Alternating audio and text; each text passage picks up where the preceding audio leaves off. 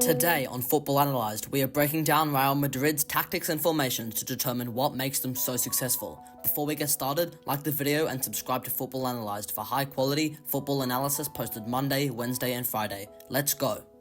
Firstly, the talent, because obviously a major contributor to Real Madrid's success is the firepower that they have. The main man, Jude Bellingham, Toni Kroos, Tchouaméni, Modric and Camavinga run the midfield. Vinicius, Brahim Diaz, Rodrigo, Joselu and also Bellingham run the attack, whilst in defence, the main men are Alaba, Nacho Fernandez, Mendy, Vasquez, Carvajal and Rudiger, with Courtois in goals, and if he's injured like he is now, Lunin and Arifa Balaga. Now, onto formations.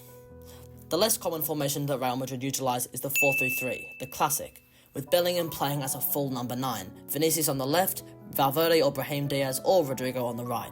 They make good use of the disgraceful talent they have in midfield, usually starting Kroos, Tchouaméni and Camavinga, with players like Modric, Ceballos and Goulet coming off the bench.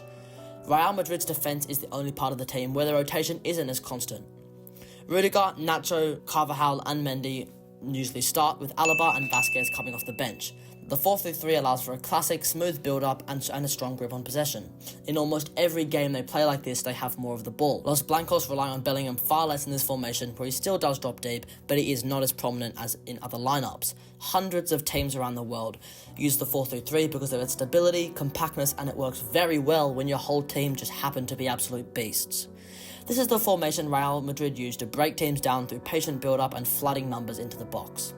Now, the second and most common formation for Real Madrid this year is the 4-3-1-2. This is a brutal formation for a couple of reasons, the main one being the sheer amount of space afforded to Jude Bellingham.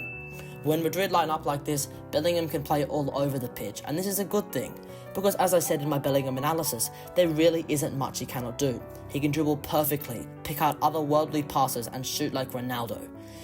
Here, he can pick up the ball and surge through the middle of the pitch and link up with Vinicius or whoever is in the right wing.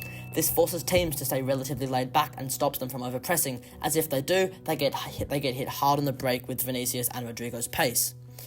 A prime example of Bellingham destroying a team in this false 9 cam position is the perfect goal he scored against Napoli in the Champions League, where he took on multiple defenders as he drove through the centre of the pitch and all the way to the goal.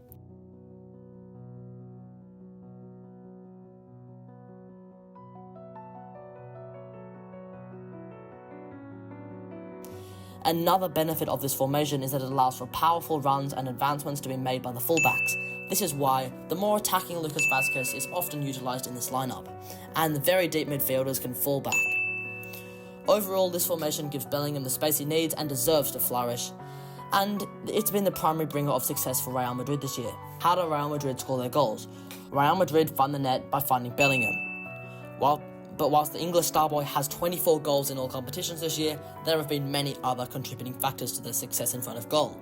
Real Madrid are very good at finishing their chances. Los Blancos have 63.51 expected goals this year, second in La Liga. You cannot win games without goals, and they are a prime example of this. A classical build-up from Real Madrid would look something like this. Passing around the defence, playing a good ball into the midfield and up to Bellingham, who will engage multiple defenders, opening up space for a great pass to Vinicius or Rodrigo, and then storming into the box where he can find the back of the net after a great cross. Overall, the success that Real Madrid have had this year has come from the sheer talent they have, coupled with the perfect utilisation of this talent by Ancelotti. To give Bellingham the space he needs and deserves to flourish, and to also have more classical formations on hand where the entire team come together to play total football. Thanks for watching, and I hope you enjoyed. Which team would you like to see next? Let me know in the comments. Like the video and subscribe for high quality football content posted 3 times per week, and I'll see you guys in the next one.